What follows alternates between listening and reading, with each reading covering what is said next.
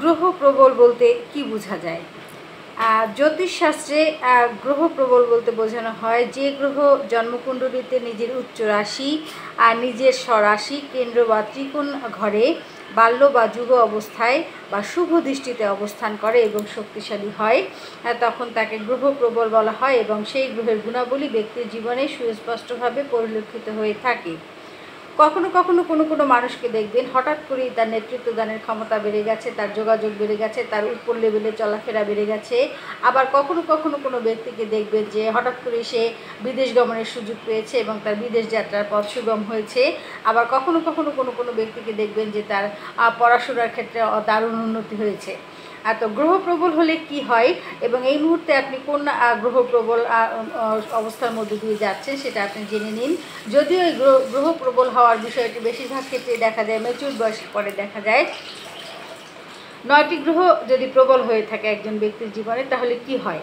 সূর্যগ্রহ যদি প্রবল হয়ে থাকে তাহলে আত্মবিশ্বাস, নেতৃত্ব গুণ, সরকারি সংযোগ, খ্যাতি এবং প্রশাসনিক ক্ষমতা বেড়ে যায়। অর্থাৎ এই ব্যক্তির সাথে এমন কিছু ঘটনা ঘটবে যে পূর্বের থেকে তার আত্মবিশ্বাস, নেতৃত্ব গুণ, প্রশাসনিক দক্ষতা, খ্যাতি, যোগাযোগ সব কিছু বেড়ে যাবে। যদি চন্দ্র প্রবল হয়ে থাকে তাহলে মানসিক স্থিরতা আসে, জনপ্রিয়তা বাড়ে, দয়া, সহানুভূতি, সমর্থন ও শান্তিপূর্ণ পারিবারিক পরিবেশ বা জীবন সে পায়।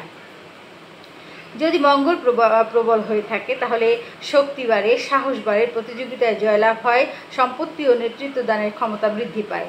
যদি বুধ প্রবল হয়ে থাকে, বুধ ব্যবসায় সাফল্য এনে দেয়, চটপটে মেধা এনে দেয়, যোগাযোগ ও লেখালেখিতে সে রাতারাতি খ্যাতি অর্জন করতে পারে। যদি বৃহস্পতি গ্রহ প্রবল হয়ে থাকে তাহলে ধর্মীয় জ্ঞান, মানসিকতা, শিক্ষা, গুরুর আশীর্বাদ, শিক্ষা এবং আর্থিক উন্নতি ও পারিবারিক সুখ লাভ করে থাকে। যদি শুক্র গ্রহ প্রবল হয়ে থাকে সৌন্দর্য, বিলাসিতা, শিল্পকলা, প্রেম বা বিবাহে সাফল্য বা ধন সম্পদ লাভ হয়ে থাকে। যদি শনি গ্রহ প্রবল হয়ে থাকে তাহলে ধৈর্য, কঠোর পরিশ্রমের মাধ্যমে উন্নতি, স্থায়ী সম্পদ, দায়িত্ববোধ ও দীর্ঘায়ু জীবন লাভ করে থাকে ব্যক্তি।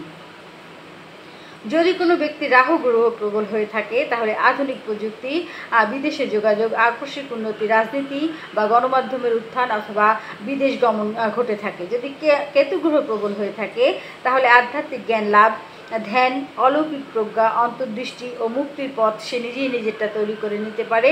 এবং কেতু যদি প্রবল হয়ে থাকে তাহলে সেই সকল ব্যক্তি অনেক বড় বিজ্ঞানী বা অনেক বড় সাধু সন্ত হয়ে থাকে। গ্রহ প্রবল সমস্ত গ্রহ কোনো ব্যক্তির জীবনে কখনোই প্রবল হয় না।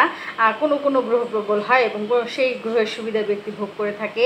তবে মনে রাখতে হবে বাস্তবে সব গ্রহ সমানভাবে প্রবল হওয়া খুবই বিরল ঘটনা। সাধারণত কিছু কিছু গ্রহ প্রবল থাকে, কিছু মধ্যম থাকে এবং কিছু দুর্বল থাকে।